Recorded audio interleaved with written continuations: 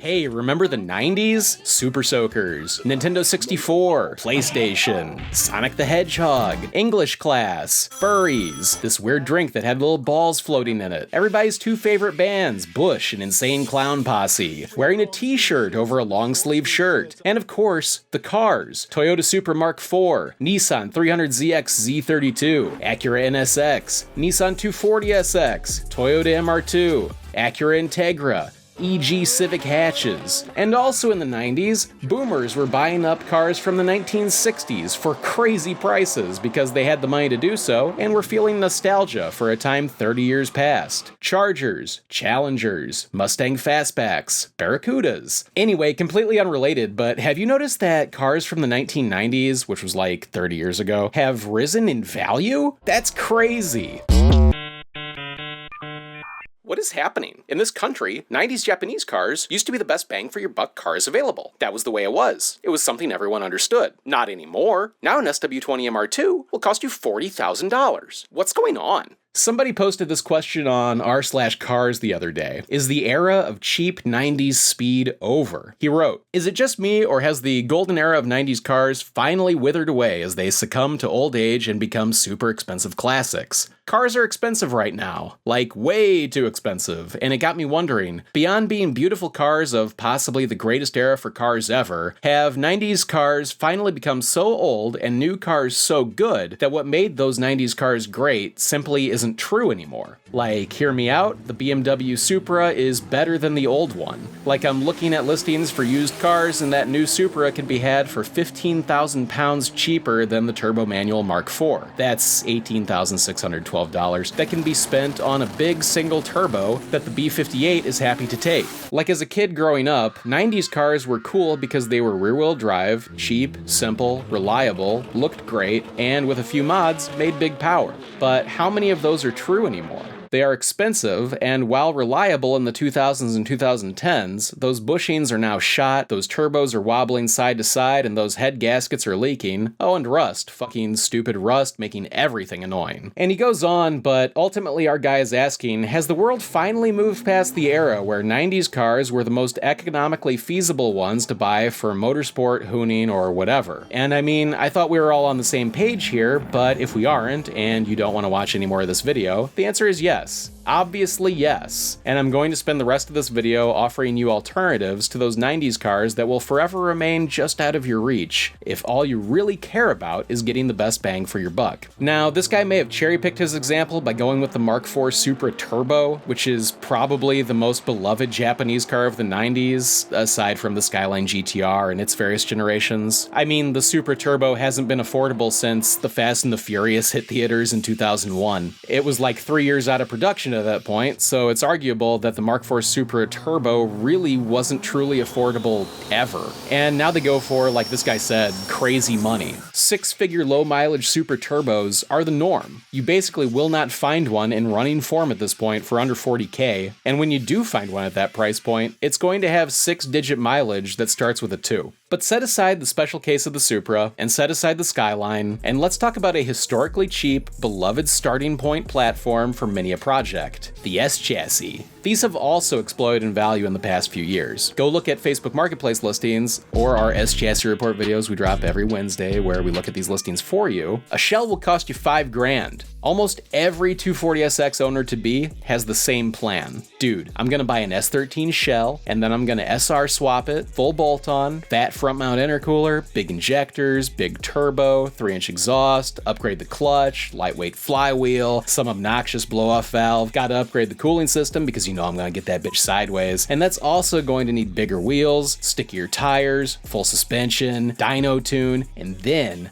I'll be ready to have some fun on the streets. If you're at all budget conscious, like if money means anything to you at all, and maybe it'd be nice to keep some in the bank, then stop dreaming about building up a 90s 240SX and just buy a 350Z. Now, maybe Nissan has shapeshifted into more of a loan shark than automaker in the past several years. The social stigma of buying and driving an Altima in current year is pretty heavy, but for some time, they did care about building fun cars. The VQ in the 350Z makes, at minimum, 287 horsepower. You can skip 90% of that laundry list of mods for that S13 build you're planning, and have a car that performs the way you want an extensive 240SX project to perform right out of the box. Get some new tires, throw an obnoxious single-exit exhaust on there, or a fake HKS Dual off eBay, call it a day. Depending on the mileage, you can buy a whole Z33 for what that SR swap will cost you, and I just mean the engine and transmission. Never mind all the bolt-on goodies and all the bits and pieces you'll need to chase down just to get that thing to move under its own horsepower. You can buy a high-mileage 350Z for $4,000. You'll be lucky to buy an S13 240SX shell for $4,000 in the current market, or really, ever again. If you're some weirdo who's looking at a Z32 300Z, well, same deal. The 350Z makes comparable horsepower to the Z32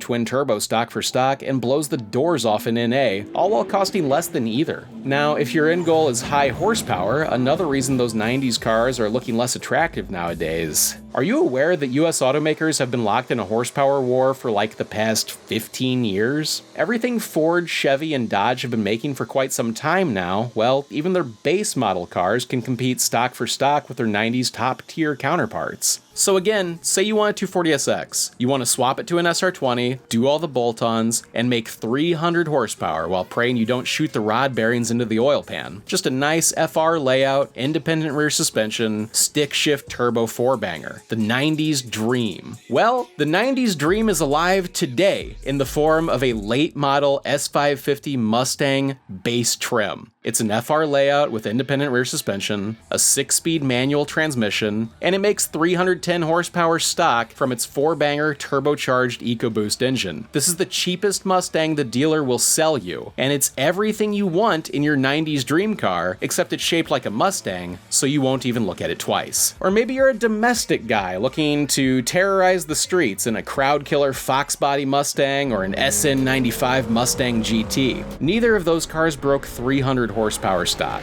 The base model S550, again, can hang with them stock for stock. The S550, again, is readily available on Carvana or AutoTrader or at any Ford certified used lot in your area, but again, you won't even consider it because it's not a V8. It's just a 4-banger, so you won't even look at it twice. If either of these scenarios describe you, you're not truly interested in bottom line performance for dollar. You're interested in appearances. A 5-year-old base model Mustang, that's just a lame car. But a 30-year-old Mustang, or an S13 Silvia with a full bolt-on SR, with the same performance metrics as a 5-year-old base model Mustang, that makes a statement. You're not a self-indulgent wiener, sir. You're a connoisseur. Precisely. If you can just build that 240, champagne will fall from the heavens. Doors will open. Velvet ropes with par. So maybe I can't sell you on a base model Mustang, but I need to mention that the Charger has been making 292 horsepower at a minimum since 2011, and the Camaro has been making 275 horsepower, also out of a Turbo 4, since 2015, and there's all the 5.7-liter Hemi LX body cars of the 2000s that have dipped substantially in value since the introduction of new generations and ever-increasing horsepower in the top trims.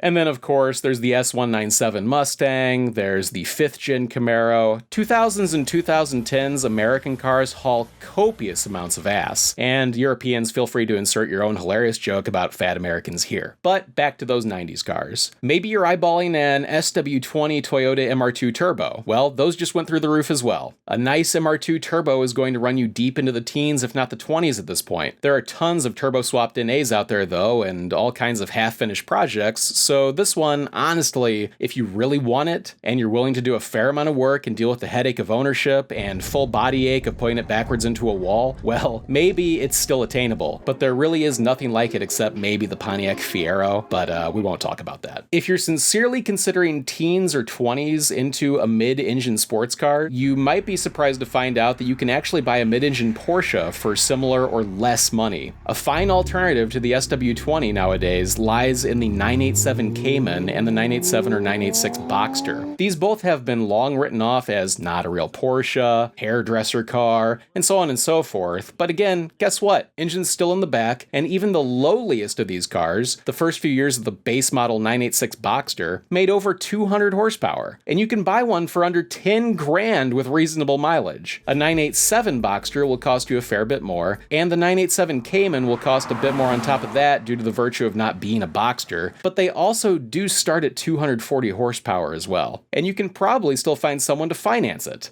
Now, if you need Japanese mid-engine power, and I totally get you, I've owned both the second and third gen MR2, the one I like more may disgust you. The ZZW30 MR2 Spider isn't fast, but if you're being real, neither is the SW20 MR2 Turbo. Subjectively, the SW20 is a much cooler looking car, and yeah, it is a little quicker. But the Spider is, somehow, even though it's the third generation of the MR2, also the lightest. The Spider weighs under 2,100 pounds dry, even though it's a convertible. It's also a decade newer than the SW20 and feels like a modern car. It has better power to weight ratio than NB Miata, which I guess isn't really saying a whole lot, but even though they were on showroom floors at the same time, again, the Spider feels years newer than an NB, never mind an NA. And did I mention the ZZW30, while being shorter overall than a Honda S2000, somehow has a longer wheelbase than the S2K? Obscure fact, but still a fact. The Spider isn't fast, but it is shockingly fun to drive. If you need to experience a mid-engine car without breaking the bank, this one is a winner, and you could easily buy 3 of them for the price tag of a good condition SW20. If you can't leave well enough alone and need more power, the Celica GTS or Corolla XRS or Matrix XRS or Lotus Elise Toyota 2ZZ engine drops right in and will give you an extra 40 horsepower right out of the box, making this thing faster off the line than a stock SW20 as well, all while being able to drop the top. Last note on the MR2 Spider before we snap oversteer completely off the rails here, this is the best designed convertible I have ever driven. With the top down and windows up, even decently above posted speed limits on the highway, you won't feel at all beaten by the wind. It feels like having the sunroof open on a sedan. The engineering dumped into making this thing so refined with the top down at speed is remarkable. Like, seriously, I like convertibles and I've driven plenty, and none of them have felt like this. If you think you don't like convertibles, stop being a dipshit and try this one. What else is there? Going back to domestics, you used to be able to buy a Fox Body Mustang cheap, but those are going up. SN95s are certainly going to follow, and you can realistically just go buy an S197 GT for around 10 grand anyway. So I would count 90s Mustangs out if value is your biggest concern. And really, speaking of domestics, maybe there's 1 or 2 late 90s models still worth considering, but they are GM. The C5 Corvette and the 98 to 02 F bodies, the Camaro Z28 and SS, and the Trans Am. The Vet has independent rear suspension, the F bodies don't, but they'll all cost you somewhere around 10 grand for a good one, and they'll all come with a 5.7 liter LS1 V8 under the hood. Modern Muscle destroys these cars stock for stock, but good luck finding an SRT Challenger worth buying for a hair over 4 figures, or maybe even under. All that said, I can't imagine these old Chevys will stay cheap forever. The C5, subjectively, is a great looking Vet, it's the first LS Vet, and it's also one of, or maybe the last model of anything to get pop-up headlights. The only thing keeping these cheap, kind of like how first-gen Mustangs kind of stayed cheap forever, is the production numbers, and the cloud of owning a newer gen. Chevy sells an ungodly number of Vets, so this one's probably safe from collector car pricing for a while yet, especially considering the bump in performance going up a single generation. For not a lot more money, the C6 is right there and ready if you're willing to move past the 90s. One other reason I think C5s are going to jump eventually, going back to 240s one more time, when drifters finally accept the sheer value of buying a C5 Vet, they are all going to be destroyed. Think about it. You can spend an entire C5 Corvette's asking price on a ratted out 240 shell and a bunch of body and interior parts, and then another entire C5 Corvette's asking price on an LS1 swap and the swap kit and wiring harness necessary to mate it to the body of the 240 shell. Or, hear me out, you could just buy a C5 Corvette at asking price and have the reliability of a car assembled by GM employees in a plant instead of a drunk burnout in mom's garage. But what about front wheel drive? Civics immediately come to to mind? The good old Civic Si has been around since the 80s and was a showstopper in the 90s, but that B16 powered EM1 coupe you've been thinking about? Well, it makes 160 horsepower and redlines at 8,000 RPMs. Yeah, double wishbone suspension, that's great. The cheapest SI you can buy right now is probably going to be the 8th gen, and while it has McPherson struts, yeah, like a Porsche 911, it's K20. And let's be real, you were just going to buy a DX and K-swap it anyway, right? The 8th gen Civic has 40 horsepower on that old B16, and that K-series bangs redline at 8K, just like the old guard. And honestly, good luck trying to even find a 90s Civic worth buying. Much like the 240s mentioned throughout this video, these cars have all been hacked to hell. There's far more quarter-finished projects taking up space in the driveway than there are complete cars, and even less low mileage or clean examples. Prices are up, and they're going to keep going up. And B-Series engines? Honda guys have been K-swapping the world for years and years. The B-Series was great, but really, it's an engine like the SR20 best left for period-correct builds and not cheap power. B-Series engines are anything but cheap nowadays. Still on the topic of front-wheel drive, maybe you want an Integra. Well, the Integra topped those lists of America's most stolen passenger vehicles year after year for a long time, even after production ended. Nobody topped the Integra at getting jacked until the Kia boys showed up a couple years ago, stealing Korean cars with the twist of an iPhone charger. And that's on top of the Integra already being a desirable little sporty Honda, so you know they're all ruined just like the Civics. And really, there's only one model of Integra you'd want, the GSR, because the lesser trims lack VTEC, and the only higher trim, the Type R, has hit unobtainium status, much like the Mark IV Supra mentioned earlier. Seriously, real Type R Integras sell for well over $50,000 on the regular, and a base model RSX will run neck and neck with the GSR, while also being more readily available. For similar performance, you could also consider the EP3 Civic Si, which has the same K20 as a base RSX. The RSX Type S is also out there, and its K20 Z3 is just icing on the cake, but you're going to be digging through a lot of junk to find one worth your time. Time well spent, honestly. Going back to Ford, they also made a few long since discontinued boosted hot hatches in somewhat recent years. The Fiesta ST and Focus ST are rad front-wheel drive delinquent cars that fill the void left by 90s cars like the Eclipse GST or Talon TSI, and the Focus RS is an all-wheel drive delinquent car that fills the void left by 90s cars like the Eclipse GSX and Talon TSI. Eagle called both trims the TSI. Kind of annoying. Miata is always the answer, right? Well, yeah, but if the question was, what is the cheapest Miata I can buy right now? It may very well be, on average at least, an NC, the third generation of the 2000s and 2010s, not the previous NB or NA. And if the goal is seat time, like with all of these, buying a newer model of that 90s dream car of yours is always a smart decision. Less wear, newer design, less age on everything under the hood, less time to dry rot little vacuum hoses and all that kind of crap. I'd far rather drive an NC than an NB or NA. And I drive an NB right now. Any NC guys out there that want to trade? Looks department, yeah, the NC kind of has like a nautical theme to it. Kind of looks like a weird speedboat. Easily it's the worst looking of all the Miatas. But look at it through your wallet and you might see the NC's appeal. The 90s are a long time back. 90s cars are classics now by definition. They get the historic plates and they're starting to get big money at auctions. If you want cheap speed, you're going to have to look at newer models. Thankfully, there's plenty of great neoclassics available to you if you know what you're looking for, and a great place to look for all of them is collectorcarfeed.com/cars, where we aggregate Facebook Marketplace and eBay listings for your browsing pleasure. If you have a hard performance per dollar goal in mind, and don't just want a car for nostalgia purposes, yeah, it's hard to recommend anything from the 90s or older at this point. The 2000s and 2010s hold plenty of great cars for you, some with seriously high production numbers that may keep them from increasing in value for years to come. So scoop up something you like and drive the shit out of it. But like those 90s cars, the 2000s cars' time is coming, and realistically it's going to come for the 350Z before anything else. Drifting kills everything it touches, so save a 350Z now before they're all gone. Thanks for watching. Please feed the algorithm and hit like, hit subscribe, check out the Patreon if you want some bonus content, check out the store if you want some stickers, link in description, or click whatever's on your screen right now to keep watching. Collect Your Car Feed, your virtual car friends, now with over 11,800 subscribers. Goodbye.